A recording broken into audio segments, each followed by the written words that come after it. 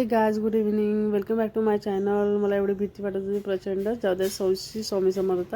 कसे आहात तुम्ही? मजेत ना? आम्ही आलो होतो सॅलॉनमध्ये. भीती तर लागणारच ना, कारण की काहीतरी डर का माहोल होता आपल्यामध्ये आणि काहीतरी नवीन टास्क करणार होतो आपण जीवनामध्ये, म्हणून आम्ही सॅलॉनमध्ये आलो होतो. तुम्ही नक्की व्हिडिओ शेवटपर्यंत बघा, तुम्हाला समजून जाईल की आमचा कोणता नवीन टास्क होता. आणि तुम्हाला पोस्टर दाखवून दिलं, हिंट देऊनच दिली होती मी की कशाचा टास्क होता. म्हणून लाईफमध्ये पहिल्यांदा मी टॅटू काढत होती, आणि ते पण दुसऱ्याच्या नावाचा, स्वतःच्या नावाचा नाही.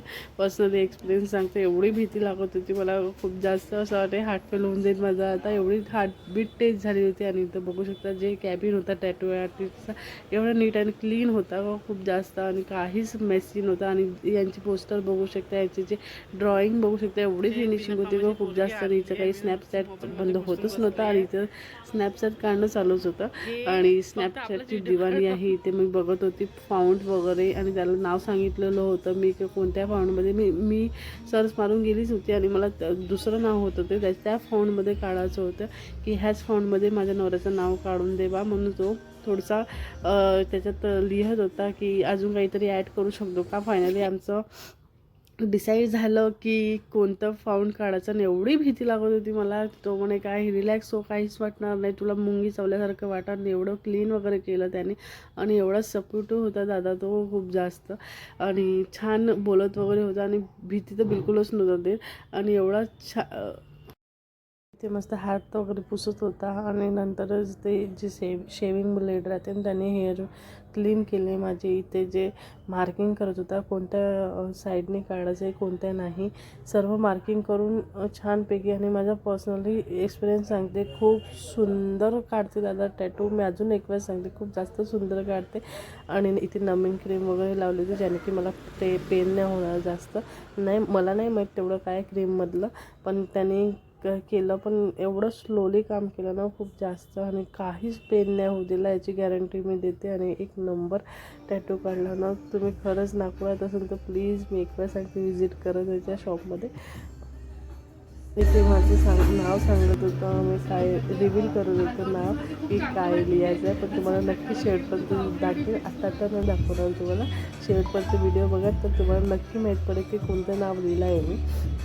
मग ज्यांनी गेस करायचं असेल तो गेस करू शकता. आणि त्यानं मला निडल पण दाखवलं, एक्सपायरी आहे ते, म्हणून बघा तुम्ही. सर्व गोष्टी मला दाखवल्या की एक्सपायरी असेल तर पहिले चेक करा तुम्ही, नंतरच टॅटू काढा. त्यांचं सर्व प्रॉपर काम होतं एकदम, आणि खूप क्लीन काम होतं खूप जास्त. आणि काढायचं जर पहिले जेव्हा काढलं तर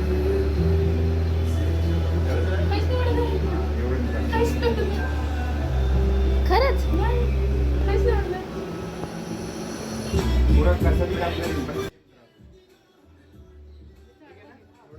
दादा इकडे पहा.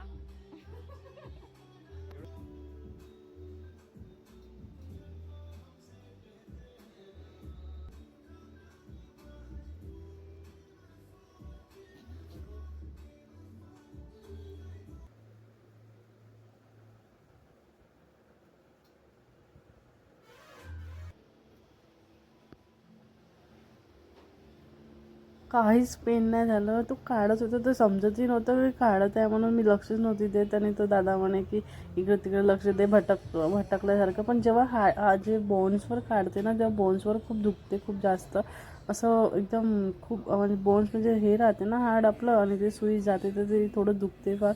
आणि टॅटू तर एवढं ऑसम काढलं होतं मी. शेवटपर्यंत नक्की माझा ब्लॉग पहा टॅटू.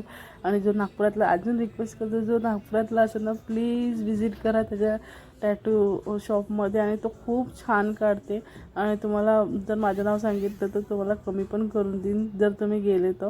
आणि छान टॅटू काढते, आणि रिजनेबल रेटमध्ये काढते मला तर वाटते, कारण की नागपुरात खूप जास्त हायफाय आहे टॅटू आर्टिस्टचे जे रेट आहे हे, पण तो रिजनेबल रेटमध्ये काढते. मला तर आवडलं त्याचं. आणि मी दुसरा पण टॅटू त्याच्याकडूनच काढी. आणि नंतर आम्ही घरी आल्यावर नंतर बर्थडे सेलिब्रेट वगैरे केली. आणि नवऱ्याला माहीत नव्हतं बिलकुल काय होतं माझं सरप्राईजली काय नाही. मग त्याला एकदम का बोलू नका नाही असं वाटत होतं. त्याचं रिॲक्शन काही पाहिलेलायकच होतं एकदम. आणि तो हळूच काढत होता. मी म्हटलं काढत होता खूप घाई त्याला वाटलं मी माझं आग होते, हळू काढ. तर त्याला तर एक्साइटमेंट होती का पाहायचं आहे का नाही म्हणून.